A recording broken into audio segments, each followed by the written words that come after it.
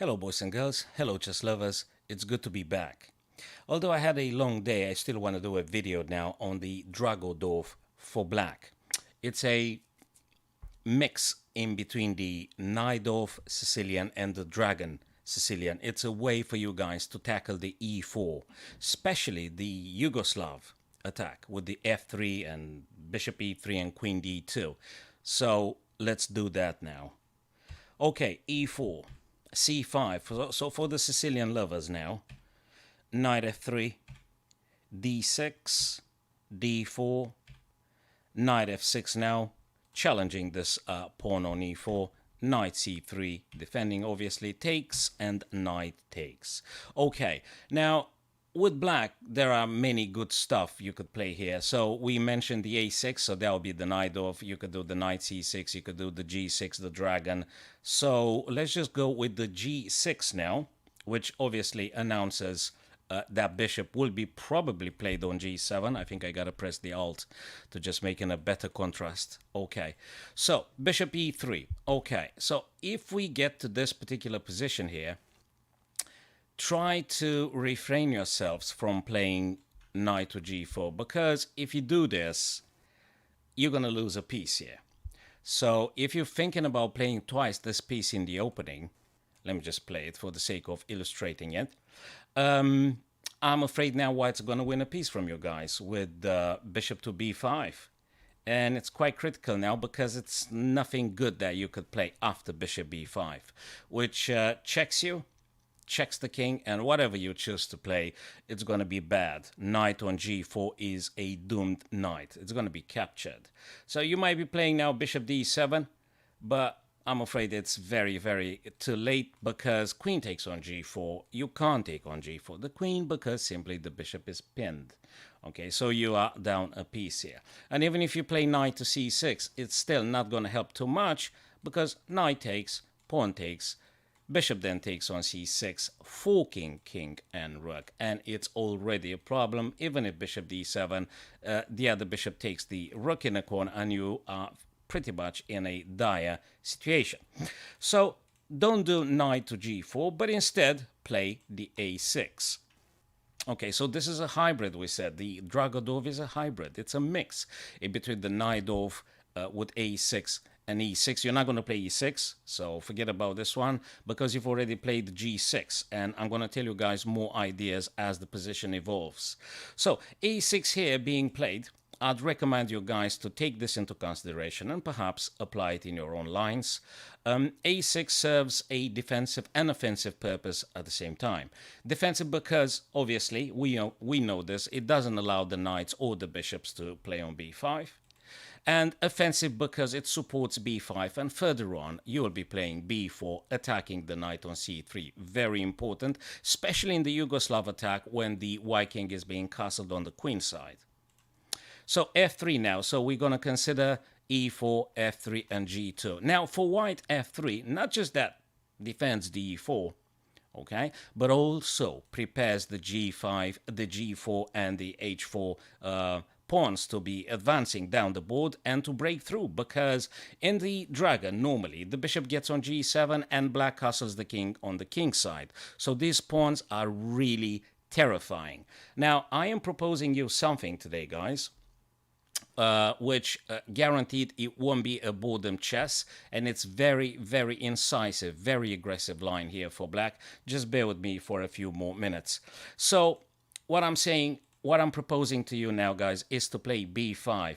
And if you could just slightly disregard this symbol here, it's not a questionable move. It's actually a very good one for various reasons, a couple of reasons. As we mentioned earlier, it supports the b4 to attacking the knight. That's one. Secondly, it allows the bishop to go on b7 and very nicely attack along this diagonal here. And also the knight on b8 wants to get to d7, not on c6, or you normally get it on the normal Dragon Sicilian. You get the knight on c6. You won't. Your knight will play from b8 over to d7. Bear with me a second. So queen to d2. We all know, we are aware, if we play the Yugoslav attack, that the battery here wants to annihilate the bishop, the very important Sicilian dragon bishop, the bishop on g7. Well, in our case, it's on f8, I know. But that's the purpose. So queen aligned with the bishop wants to play h6, get you rid of that bishop, which normally it's a terrifying bishop because it attacks the king side, you know, it attacks the castle king, the queen side castle king. So that is why they want to get rid of that bishop. Okay.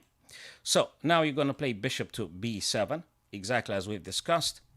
Castle on the queen side, nothing wrong. This is a theoretical option here, so nothing wrong. Knight plays on d7, so you had fully developed the queen side. Yes, this rook would be very happy at some point to come on the c file. This is also a typical idea in the dragon. You get the bishop on the c file, including sacrificing the rook for the knight on c3. Okay, so before we talk about the g4 line, which is probably the best move for white here, let's just for a second consider that your opponent might be tempted to play bishop to h6. Now, if you watch the position, guys, there was no point previously to develop our bishop on g7 because this is a tempo wasting. They've already played the bishop on h6, and obviously they want to trade off the bishop. So you don't want to waste any tempo. In case this were to happen, your bishop takes the bishop on h6, queen takes, and now remember, rook, boom, over to c8. Of course, you could have played b4, harassing the knight, as we've mentioned previously, but rook on c8 is really, really, really attacking and very aggressive move to play here. And if white disregards or forgotten or just doesn't pay attention and they just continue with g4, which kind of makes sense because you want to break through with those two pawns, be ready to sacrifice. So guys, if you don't like very sharp sacrificing positions, tactical rich positions, don't play then the Draggodorf. But if you love it, it's awesome. You've got to give the rook for the knight. Now, obviously, they got to take back the material, and now you may continue either with the queen to c7 or queen to a5. Very aggressive move because you attack the c3 and you attack the a2. Now, white should immediately come with the queen on e3 to come in the aiding the pawn on c3. But in case they go with a move like queen b2, this is bad for white. This is bad because you're going to play knight c5. You're going to play knight c5. And actually what you're threatening here is knight coming over to a4. And now they really got themselves into some problem here.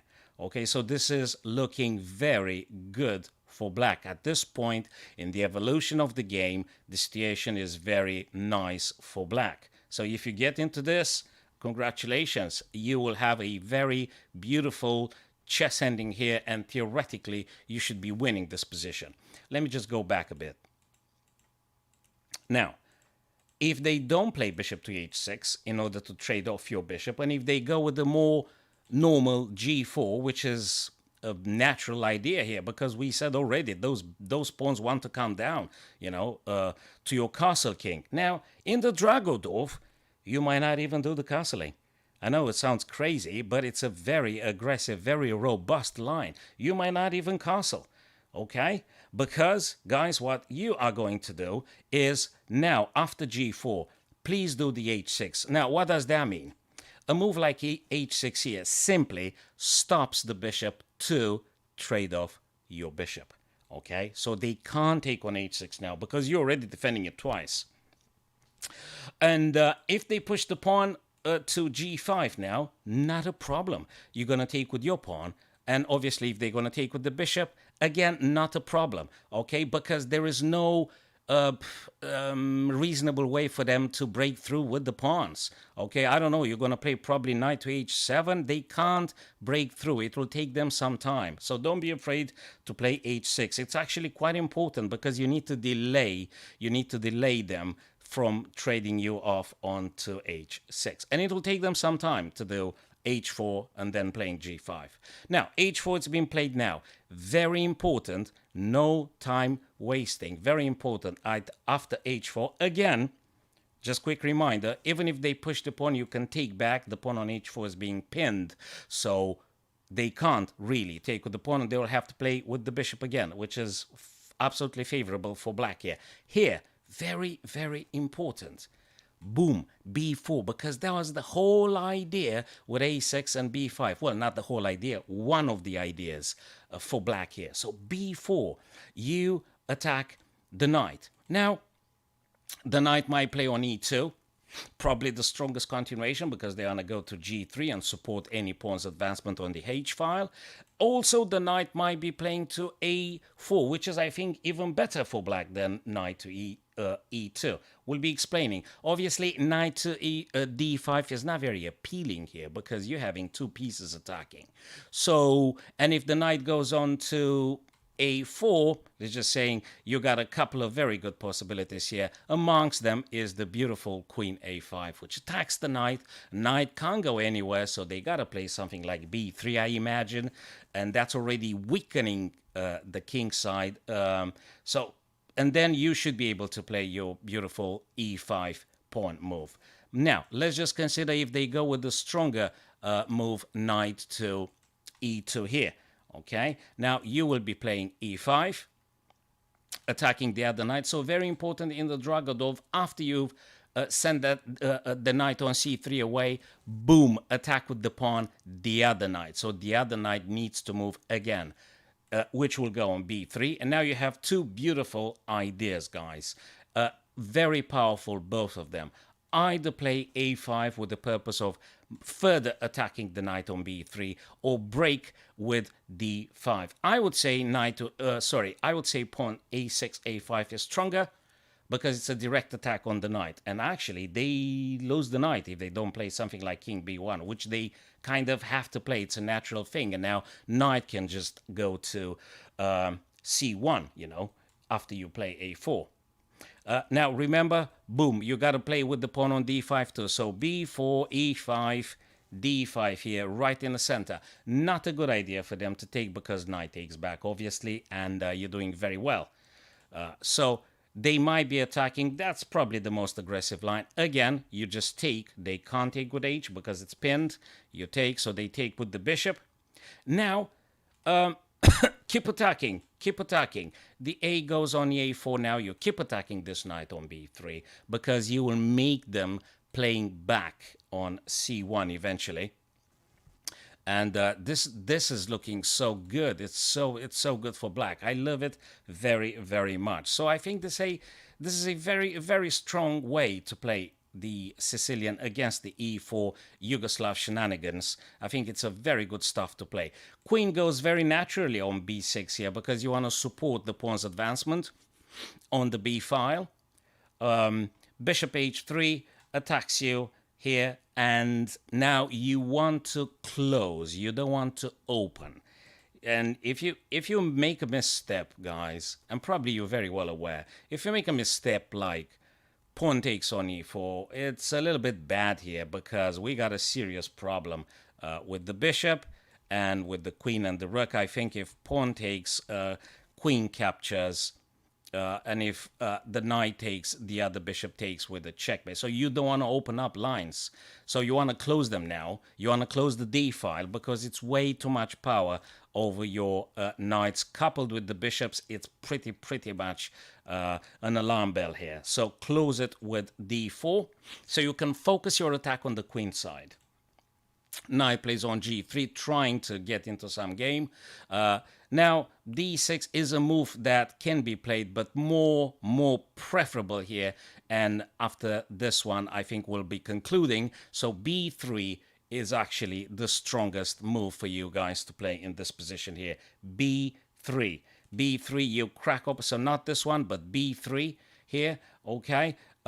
In case a captures, you're going to capture with a, obviously, and if knight takes, you just simply make a very nice queen dancing here with the queen on a6, threatening a really super strong checks here, and it's looking really good. This looks absolutely brilliant.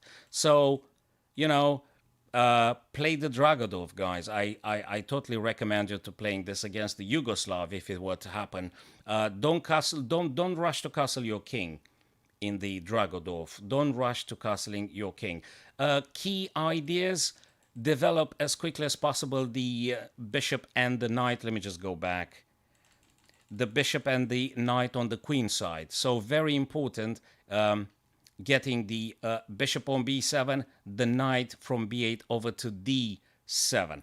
Okay, so that's very important, which this knight might be playing c5 at some point. It's even playable on e5, but c5, I think it's more recommended here, especially if white wants to castle on the queen side. Okay, so in the Dragodorf again, so once you get to this Sicilian open variation here, guys, you go with g6, so you'll be playing g6, and after bishop e3, don't go with bishop g7, okay? So don't play bishop g7 because you want to anticipate the battery with the queen on d2 and bishop on h6. So you don't want to play bishop g7 now, but instead a6, okay? a6, which protects the b5, supports the b7 to b5, and then eventually b4 attacking the knight on c3. Very important ideas. After f3, which is probably the most dangerous, the most aggressive line for white to play against the black, go with b5.